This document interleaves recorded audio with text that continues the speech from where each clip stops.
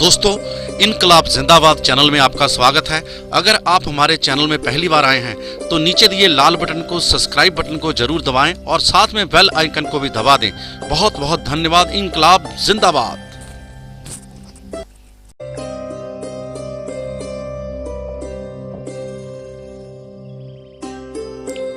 हिंदू समाज की सबसे बड़ी समस्या है जात पात का भेदभाव। इसी भेदभाव की वजह से हिंदू हजारों सालों तक गुलाम रहे हैं। जब हिंदुस्तान पे मुगलों ने हमला किया तो उसका मिलके सामना करने की बजाय हम लोग बंट गए कि जो क्षत्रिय है वो लड़ेगा, जो नीची जाति से है वो बाहर बैठकर तमाशा देखेगा।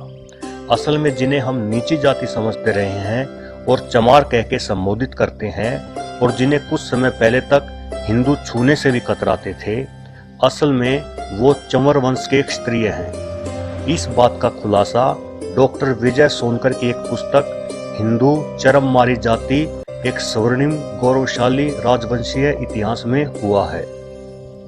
इस किताब में डॉक्टर विजय सोनकर ने लिखा है कि विदेशी विद्वान कर्नल टोड ने अपनी पुस्तक राजस्थान इतिहास में चंवर वंश के बारे में बहुत विस्तार पूर्वक वर्णन किया है। इतना ही नहीं, महाभारत के अनुशासन पर्व में भी इस वंश का उल्लेख है। वर्ण व्यवस्था को क्रूर और भेदभाव भरने वाले लोग विदेशी आक्रमणकारी थे। जब भारत पर तुर्कियों का शासन था, उस सदी में इस वंश का शासन भारत के पश्चिमी भाग में था। उस समय उनके प्रतापी राजा चंवर सेन थे। आज के समाज में जिनको चमार बुलाया जाता है, इतिहास में कहीं भी इस जाति का कोई उल्लेख नहीं है। ना ही प्राचीन काल में यह शब्द पाया जाता है और ना ही इस नाम की कोई जाति है। चमार शब्द का उपयोग सबसे पहले सिकंदर लोदी ने किया था। मुस्लिम आक्रमणकारियों के धार्मिक उत्पीड़न का सबसे पहले जवाब देने की पहल इसी जाति ने की थी। उन्हें दबाने के लिए सिकंदर लोदी ने बलपूर्वक उन्हें चरम के काम में धकेल दिया और उनका अपमान करने के लिए पहली बार उनके लिए चमार शब्द का उपयोग किया था। इस जाति के गुरु संत रैदास थे, जिन्होंने सारी दुनिया के सामने मुल्ला सदना फकीर को लड़ाई में हरा दिया था। मुल्ला फकीर ने अपनी हार मान ली और वह हिंदू बन गई, लेकिन सिकंदर लोदी गुस्से से आग बबूला हो गई। सिकंदर लोदी ने संत रैदास को जेल में डाल दिया, पर जल्द ही चंवर सेन के वीरों ने दिल्ली को चारों ओर से घेर लिया और सिकंदर लोदी को संत रैदास को छोड़ना पड़ा। इस वर्तमान पीढ़ी की विडंबना देखिए कि हम इस महान संत के बलिदान से अनभिज्ञ हैं। कमाल की बात तो यह है कि इतने जुल्म सहने के बाद भी इस वंश के वीर हिंदू ही बने रहे और उन्होंने इस्लाम को नहीं अपनाया। गलती हमारे समाज में है।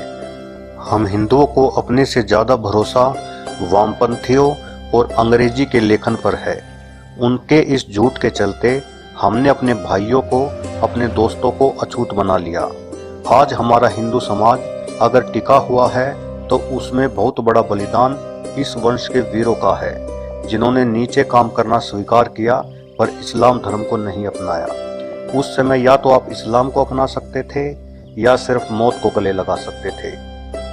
यह सुनने के बाद अब आपको विश्वास हो जाना चाहिए कि हमारे बीच कोई भी चमार अथवा अछूत नहीं है। हम सब एक जैसे हैं।